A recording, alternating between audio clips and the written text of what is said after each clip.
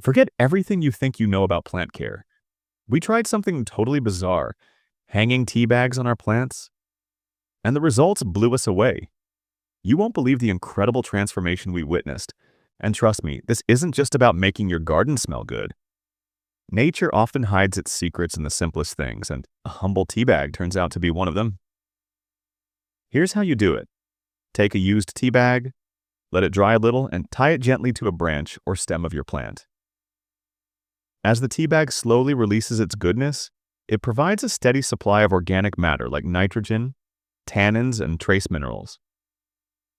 These natural compounds seep into the soil during watering or even through dew, helping your plant grow stronger roots, healthier leaves, and richer blooms.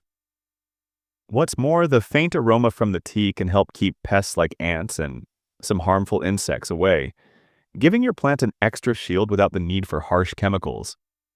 It's like giving your plant a slow-release fertilizer and natural protection in one tiny package. So next time you sip your tea, don't throw away that bag, hang it, and let your plants enjoy the hidden magic inside. Try it once, and you'll be amazed at how such a small trick can make such a big difference.